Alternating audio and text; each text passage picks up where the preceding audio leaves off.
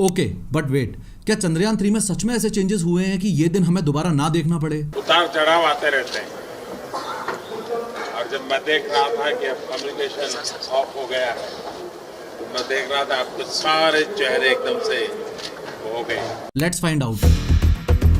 3D animation की मदद से आज की इस वीडियो में हम स्टेप बाय स्टेप ये समझेंगे कि जब चंद्रयान 2 का विक्रम लैंडर चांद की सतह से सिर्फ 335 मीटर की ऊंचाई पर था, तब उसमें ऐसी क्या गड़बड़ी हुई कि वो सॉफ्ट लैंडिंग नहीं कर पाया और मून के सरफेस में जाके क्रैश लैंडिंग कर गया। उसके अलावा ये भी समझेंगे कि चंद्रयान 3 में इसरो ने ऐसे क्या क्या चेंजेस किए हैं कि इस बार पूरा भारत इतना कॉन्फिडेंट है कि चंद्रयान 3 इजीली सॉफ्ट लैंडिंग कर ही लेगा। देखो, ये मून का सरफेस है और ये चंद्रयान 2 का लैंडर है जिसका नाम है विक्रम। ये विक्रम लैंडर जो आज से 4 साल पहले मून के सरफेस पर क्रैश लैंडिंग कर गया था, वो इसरो के हिसाब से इस ट्रेजेक्टरी में जाना चाहिए था और काफी हद तक इसने उस एक्सपेक्टेड ट्रेजेक्टरी को फॉलो भी किया था। लेकिन एक तो इस पॉइंट पर और एक इस पॉइंट पर कुछ ऐसी गड़बड़ी हुई कि जो विक्रम लैंडर की ऑब्जर्व ट्रेजेक्टरी थी वो कुछ ऐसी निकल कर आई थी और ऑब्वियसली इन दिक्कतों की वजह से विक्रम लैंडर के सॉफ्टवेयर में ग्लिच आ गया और इसरो और करोड़ों देशवासियों ने जैसा सोच रखा था वैसा नहीं हुआ। आज से 4 साल पहले विक्रम लैंडर की लैंडिंग में जो दिक्कतें आई उनको समझना ऑलमोस्ट इम्पॉसिबल है अगर हम थोड़ा सा पीछे जाकर ये ना समझें कि इसरो की विक्रम लैंडर को सॉफ्ट लैंडिंग करवाने की एग्जैक्ट प्लानिंग क्या थी। धरती से ही शुरू करते हैं। इंडिया में इस जगह लोकेटेड है आंध्र प्रदेश और आंध्र प्रदेश में भी इस जगह लोकेटेड है सतीश धवन स्पेस सेंटर। चंद्रयान 2 को इस सतीश धवन स्पेस सेंटर से ही लॉन्च किया गया था और लॉन्च साइट कुछ ऐसी दिखती है। ये जो पूरा का पूरा इतना बड़ा सेटअप आप देख रहे हो, ये एक लॉन्च व्हीकल है। इस लॉन्च व्हीकल को LVM-3 बोला जाता है जिसका फुल फॉर्म है लॉन्च व्हीकल मार्क 3। ये इतने बड़े बड़े पार्ट्स तो सारे के सारे बूस्टर्स हैं जो सिर्फ चंद्रयान को स्पेस में लेकर जाएंगे। काम की चीज तो इसमें बस यहाँ ऊपर रखी रहती है जिसको आप लोग चंद्रयान 2 के नाम से जानते हो। चंद्रयान को चांद तक ले जाने के लिए सबसे पहला कदम है कि इस LVM-3 को लॉन्च किया जाए। इस LVM-3 को लॉन्च करते ही ध्यान रखना है स्टार्टिंग में सिर्फ ये जो साइड वाले 2 बूस्टर्स हैं यही इग्नाइट होंगे और एक पर्टिकुलर ऊंचाई तक यही लेकर जाएंगे। जैसे ही इनका काम पूरा हो जाएगा ये अपने आप को सेपरेट कर लेंगे और समुद्र में जाकर गिर जाएंगे या नीचे पहुंचते पहुंचते फ्रिक्शन से बर्न ऑफ हो जाएंगे। इनके सेपरेट होते ही ये मेन वाला L110 second stage rocket ignite हो जाएगा और अब आगे की जर्नी इसके भरोसे ही होगी। ये चंद्रयान को स्पेस में लेके जाएगा और कुछ समय बाद चंद्रयान की जो कवरिंग थी वो भी सेपरेट होकर गिर जाएगी। फिर ये जो सेकंड स्टेज वाला बूस्टर अभी तक सवारी करवा रहा था कुछ समय बाद ये भी हटके अलग हो जाएगा और अब जिम्मेदारी C-25 third stage rocket booster पर आ जाएगी। ये थर्ड स्टेज रॉकेट बूस्टर भी एक पर्टिकुलर डिस्टेंस तक चंद्रयान की हेल्प करेगा,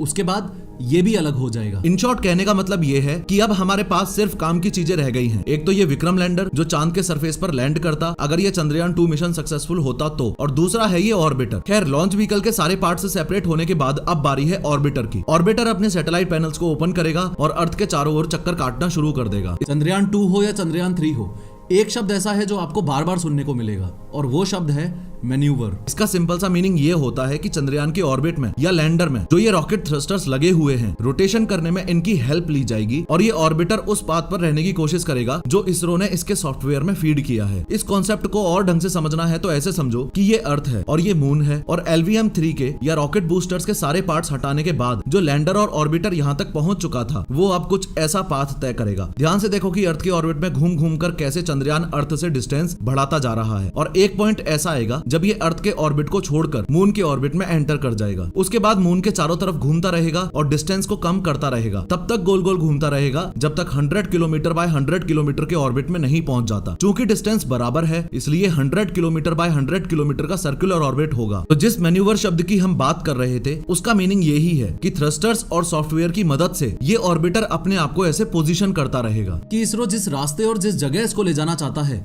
बस ये उस जगह सेफली पहुंच जाए। फिलहाल चंद्रयान 2 इस 100 किलोमीटर बाय 100 किलोमीटर के ल्यूनर ऑर्बिट में है यानी चांद के ऑर्बिट में है और अभी फिलहाल इसके 2 पार्ट्स हैं, एक तो ये ऑर्बिटर और दूसरा है ये विक्रम लैंडर। फाइनली यहाँ से ऑर्बिटर और लैंडर एकदम अलग अलग चले जाएंगे। आप साफ साफ देख पा रहे हो कि ऑर्बिटर उसी ऑर्बिट में कंटिन्यू कर रहा है जिसमें था, लेकिन विक्रम लैंडर अब मून के सरफेस की तरफ बढ़ने लगा है। ऑर्बिटर इस ऑर्बिट में आने वाले 7.5 सालों तक चंद्रमा के चारों तरफ घूमता रहेगा और इसरो को बहुत काम का डेटा देता रहेगा। लेकिन विक्रम लैंडर अब मून के सरफेस की ओर बढ़ना शुरू कर देगा। अब आगे आने वाली 2 मिनट्स में हमें पता चलेगा कि विक्रम लैंडर के साथ एग्जैक्टली क्या गड़बड़ हुई थी जो वो क्रैश लैंडिंग कर गया। और एक बार हम चंद्रयान 2 के फेलियर को समझ लें, उसके बाद मैं आपको यह भी बताऊंगा कि चंद्रयान 3 को सक्सेसफुल बनाने के लिए उसमें क्या क्या मेजर चेंजेस किए गए हैं। देखो, ये आपके सामने मून के सरफेस पर वो लोकेशन है जहां चंद्रयान 2 को सक्सेसफुली लैंड करना चाहिए था। अगर इस लोकेशन से मैं 4 किलोमीटर दूर चला जाऊं तो इस एरिया को बोला जाता है फाइन ब्रेकिंग फेज। अगर मैं थोड़ा और दूर चला जाऊं तो 4 किलोमीटर से 8.3 किलोमीटर का जो ये एरिया होता है इसे बोला जाता है कैमरा कॉस्टिंग फेज। इसके अलावा 8.3 किलोमीटर से आगे का जो एरिया होता है जहां से विक्रम लैंडर मून के सरफेस को अप्रोच करना शुरू कर देता है उसको बोला जाता है रफ ब्रेकिंग फेज। अब आगे बढ़ के हम एक बार ये समझे कि गलत क्या हुआ, उससे पहले एक बार इस चीज पर नजर मार लेते हैं कि चंद्रयान 2 के साथ अगर कुछ गलत ना होता तो वो कौन सा रास्ता अपनाने वाला था। देखो, एक्सपेक्टेडली चंद्रयान 2 इस ट्रैजेक्टरी को फॉलो करने वाला था। रफ ब्रेकिंग फेज की स्टार्टिंग में वो कुछ ऐसा होता, फिर रफ ब्रेकिंग फेज के एंड तक आते आते वो अपने आप को 55 डिग्रीज रोटेट करके थोड़ा सा सीधा हो जाता। फिर वो एंटर करता कैमरा कॉस्टिंग फेज में। इस फेज के दौरान जहां उसे लैंड करना है मून सरफेस के उस पोर्शन की फोटोज लेता और उनको एनालाइज करता। इस कैमरा कॉस्टिंग फेज के एंड होते होते ये अपने आप को थोड़ा सा और सीधा कर लेता और फाइन ब्रेकिंग फेज में एंटर कर जाता। और सबसे लास्ट में फाइन ब्रेकिंग फेज की एंडिंग आते आते ये अपने आप को वर्टिकल कर लेता, यानी एकदम सीधा कर लेता। इसके ये चारों बूस्टर्स बंद हो जाते और सेंटर वाला यानी 5वां बूस्टर चालू हो जाता जो अभी तक बंद पड़ा था। इसके बाद विक्रम लैंडर को स्लोली नीचे जाना था और अपनी सेफ लैंडिंग करवानी थी। लेकिन ऐसा कुछ हुआ तो नहीं। तो अब समझते हैं गड़बड़ कहां हुई। देखो, जिस समय विक्रम लैंडर मून के अराउंड ऑर्बिट में मौजूद है उस समय उसकी 2 वेलोसिटीज होती हैं, एक हॉरिजॉन्टल वेलोसिटी और दूसरी होती है वर्टिकल वेलोसिटी। हॉरिजॉन्टल वेलोसिटी का मीनिंग है ऑर्बिटिंग के डायरेक्शन में ही जो वेलोसिटी होती है, और वर्टिकल वेलोसिटी का मीनिंग है कि मून के सरफेस के डायरेक्शन में जो वेलोसिटी होती है। दूसरे शब्दों में वर्टिकल वेलोसिटी को आप ये भी मान सकते हो कि मून के सरफेस पर लैंड करते वक्त जो वेलोसिटी होती है। फाइनली आज से 4 साल पहले चंद्रयान 2 का विक्रम लैंडर जब रफ ब्रेकिंग फेज में एंटर हुआ था तब सब कुछ सही था। ये rough breaking phase total 10 minute 23 second का था। रफ ब्रेकिंग फेज की जब एंडिंग हुई, फॉर्चुनेटली वहां तक भी सब कुछ एकदम सही चल रहा था, लेकिन इसके बाद शुरू होता है कैमरा कॉस्टिंग फेज। अब ये कैमरा कॉस्टिंग फेज लगभग 4.3 किलोमीटर का डिस्टेंस था और 38 सेकंड में पूरा होना चाहिए था। यहाँ आपको ये भी बता दूं कि विक्रम लैंडर जो क्रैश हुआ था वो इसी फेज की वजह से हुआ था। ध्यान से समझो कैसे। साइंटिफिक स्पेस टर्म्स में एक शब्द यूज होता है एटीट्यूड।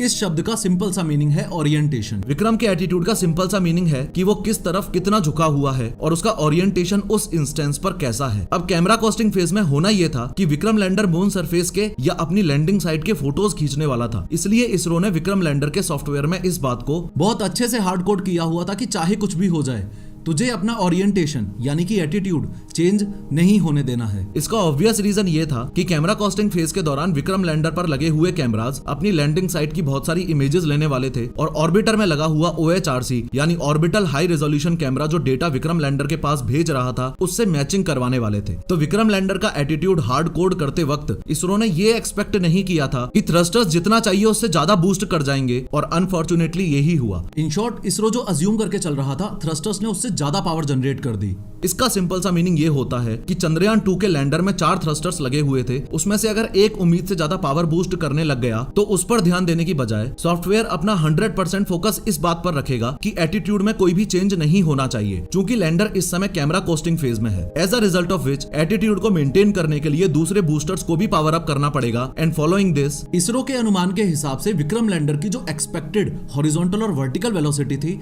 उसकी धज्जियां उड़ जाएंगी, और अनफॉर्चुनेटली ऐसा ही हुआ। विक्रम लैंडर के कैमरा कॉस्टिंग फेज के एंड तक आते आते एरर्स इतने ज्यादा एक्यूमुलेट हो चुके थे कि सब कुछ हमारे हाथ से बाहर जा चुका था। दूसरी लिमिटेशन विक्रम लैंडर की ये भी थी कि फाइन ब्रेकिंग फेज के स्टार्ट से एंडिंग के बीच में जो लैंडर एकदम सीधा हो जाना चाहिए था वो संभव नहीं था, क्योंकि इसरो ने दूसरी चीज जो हार्ड कोड कर रखी थी वो ये थी कि चाहे जो भी सिचुएशन हो लैंडर 10 डिग्रीज पर सेकंड के हिसाब से ही रोटेट करेगा, उससे ज्यादा नहीं। ओवरऑल सिचुएशन ये थी कि फाइन ब्रेकिंग फेज का तो कोई भी हिस्सा विक्रम लैंडर अच्छे से पूरा कर ही नहीं पाया, और ऊपर से कैमरा कोस्टिंग फेज की एंडिंग आते आते इतने ज्यादा एरर्स एक्यूमुलेट हो चुके थे और स्पीड भी इतनी ज्यादा गड़बड़ हो चुकी थी कि टाइम कम होने की वजह से विक्रम लैंडर तेजी से लैंडिंग साइट को अप्रोच करने लगा। और जिस समय विक्रम लैंडर की स्पीड सबसे कम होनी चाहिए थी उस समय लैंडिंग साइट को अप्रोच करने के लिए विक्रम लैंडर की स्पीड सबसे ज्यादा थी। तो सॉफ्ट लैंडिंग की उम्मीद तो हम वैसे भी नहीं कर सकते थे। तो एट द एंड ये जो फाइनल एक्सपेक्टेड लैंडिंग साइट आप देख रहे हो, इससे 810 मीटर की दूरी पर विक्रम लैंडर क्रैश लैंडिंग कर गया और मून के साउथ पोल पर सबसे पहले सॉफ्ट लैंडिंग करने का सपना ही रह गया। अब बात करते हैं कि इसरो ने चंद्रयान 3 में इस बार ऐसे क्या बदलाव किए हैं